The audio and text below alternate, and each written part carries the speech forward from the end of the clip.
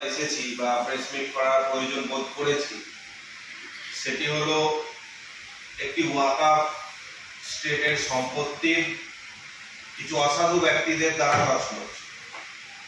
Already দেশ ওয়াকাফ আইন নিয়ে পাগল হয়ে পড়েছে, কিন্তু সেই পরিস্থিতিতে আমরা উঠে এলাম পূর্ব বর্ধমান জেলার একটি ওয়াকাফ সম্পত্তি মার্জিয়া ওয়াকাফ স্টেট, যার সমস্ত নথি আমাদের কাছে আছে, যিনি প্রায় স্বাধীনতার পূর্বে 1946 সালে ওয়াকফ করে যায় তৎকালীন টিপরহাট মাদ্রাসার নামে।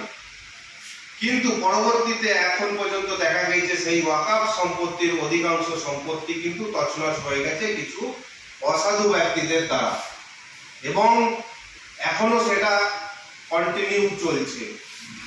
তার সমস্ত কিছু ভোগ করছে অন্য কিছু। আপনারা সকলেই জানেন ওয়াকফ শব্দের অর্থ হচ্ছে সে সমস্ত স্থাবর বা অস্থাবর সম্পত্তি যেগুলো আল্লাহর উদ্দেশ্যে মুসলমানদের গরিব এতিম মিসকিন তাদের পড়াশোনা থেকে শুরু করে সমস্ত কিছুর দায়ী দায়িত্বের জন্য আল্লাহর ওয়াস্তে ওয়াকফ করা বা দেওয়া, এবং তাই একটা হচ্ছে একটা ওয়াকফে আওলাদ এবং অপরটি হচ্ছে ওয়াকফে লিল্লাহ।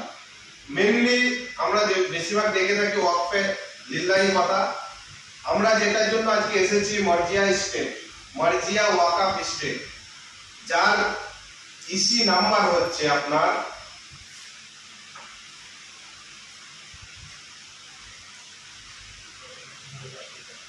11451।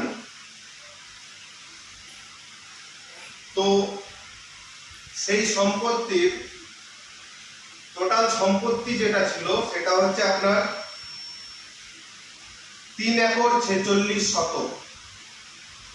মার্জিয়া ওয়াকফ স্টেটের টোটাল সম্পত্তি ছিল 3 একর 46 শতক। তৎকালীন সময়ে তিনি টিকরহাট জুনিয়র মাদ্রাসার নামে ওয়াকফ করে যান। পরবর্তীতে ক্ষেত্রে সেই টিকরহাট মাদ্রাসা উঠে যাওয়ায় সেটা একটা বেসরকারি ছিল মাদ্রাসা। পরবর্তীতে পূর্ব বর্ধমানে ওয়াকফ করে যান আপনার ঠিক স্বাধীনতার 1 বছর পূর্বে 46 সালে, এবং পরবর্তী ক্ষেত্রে সেটা 68 সালের আগে বা 66 সালে আনুমানিক সেই মাদ্রাসা উঠে যায়। তৎকালীন সময়ে বর্তমান হাই মাদ্রাসা নামে একটি সরকারি মাদ্রাসার স্থাপনা হয়, যেই সরকারি মাদ্রাসার সমস্ত কিছু দায়ভার শিক্ষক থেকে শুরু করে পড়াশোনার সমস্ত দায়ভার ছিল কিন্তু তৎকালীন বা এখনো সরকারি। আর তৎকালীন সময়ে মার্জিয়ার শেষ যিনি মোতওয়াল্লি ছিলেন তার নাম হচ্ছেন খন্দকার মোহাম্মদ আব্দুল্লাহ। তার পরবর্তী ক্ষেত্রে কিন্তু আর কোনো রকম মোতওয়াল্লি আমরা পাইনি, বরং তৎকালীন সময় থেকেই একটা জোরপূর্বক বলা যায় বর্তমান হাই মাদ্রাসার ম্যানেজিং কমিটি এই ওয়াকফ সম্পত্তির দায়িত্ব নেন। আর তারপর থেকেই শুরু হয় বিভিন্ন রকম ভাবে ওয়াকফ সম্পত্তি বিক্রি, যার নথি কিন্তু আমাদের একটার পর একটা দলিল আমরা তুলেছি। আপনারা সকলে জানেন যে ওয়াকফ সম্পত্তির কোন রকম কেনা বেচা কিন্তু আইনত বৈধ নয়। একমাত্র ওয়াকফ স্টেট তথা ওয়াকফ বোর্ডের পারমিশন কিছু শর্ত সাপেক্ষে কিন্তু বিক্রি হয়। সেই শর্তটা আবার এটাই যে সম্পত্তি বিক্রি করে সমপরিমাণ সম্পত্তি কিন্তু কিনতে হবে, তার বাইরে কিন্তু কোনো রকম ভাবে হবে না। কিন্তু এখানে একটা 48 সালের আমাদের কাছে আছে ওয়াকফ বোর্ডের নথি, তিনারা একটা পারমিশন কপিও পর্যন্ত দিয়েছিলেন, সেটা বিক্রির নয় বরং একটা জায়গায় বলেছেন তেনারা যে উইদিন 15 ডেজ সম্পত্তি যদি বিক্রি হয় পারচেজ ডিড এবং সেল ডিড উইদিন 15 ডেজ ওয়াকফ বোর্ডে জমা দিতে হবে। কিন্তু এখানে দেখা গিয়েছে কন্টিনিউ, আপনারা সকলেই জানেন বর্তমান কলকাতা যে high road GT road grand trunk road Delhi to Kolkata, সেই রোডের ধারে সম্পত্তি যার বর্তমান মূল্য কিন্তু কয়েকশো কোটি টাকা।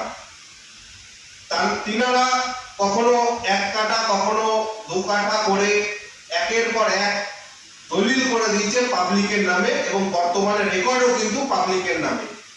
আমরা দেখেছি আরএস প্লটের তৎকালীন সময়ের আরএস প্লট 5067 বর্ধমান 1 নম্বর ব্লকের বোদা মৌজা 5067 আরএস, যার আরএস আমাদের কপি আমাদের কাছে আছে। সেখানে 5067 যেখানে মর্জিয়ার নামে জায়গা, তার সাথে সাথে আছে 2035 বাটা 2235 মর্জিয়ার নামে জায়গা, এবং আরো আছে আপনার ডাক নাম্বার 2065 বাটা 2251 এইটা। এছাড়াও খতিয়ান 1122 বাটা 1123 এবং 1124 এই তিনটে খতিয়ান মিলে টোটাল 3 একর 46 শতক জায়গা, এবং সেই ওয়াকফের কিছুটা জায়গাতেই বর্তমান হাই মাদ্রাসা স্থাপিত। কিন্তু বর্তমানে দেখা গেছে যে অধিকাংশ সম্পত্তি কিন্তু তছনছ হয়ে গেছে, এবং অন্যান্য জায়গায় আমরা দেখেছি ওয়াকফ সম্পত্তি তছনছ কেমন করা হয় না, কেউ হয়তো বসে যায় ওয়াকফ সম্পত্তি দখল করে, কিন্তু এখানে কিন্তু নয়, বরং লোকের নামে দলিল পর্যন্ত হয়ে গেছে। আর সেই তছনছের পিছনে যদি বলা চলে, প্রাক্তন এবং বর্তমান হাই মাদ্রাসার ম্যানেজিং কমিটির সম্পাদক, প্রাক্তন বর্তমান হাই মাদ্রাসার যে সমস্ত প্রধান শিক্ষক এসেছেন তখন এবং এখন, মূলত তাদেরই হাতে। এবং এটাকে নিয়ে আমরা যখন কোর্টে বা ট্রাইব্যুনালে গিয়েছি, তিনারা কিন্তু কন্টিনিউ চেষ্টা করছে সেই জিনিসটাকে বাধা দেওয়া, এবং আমাদের কাছে আছে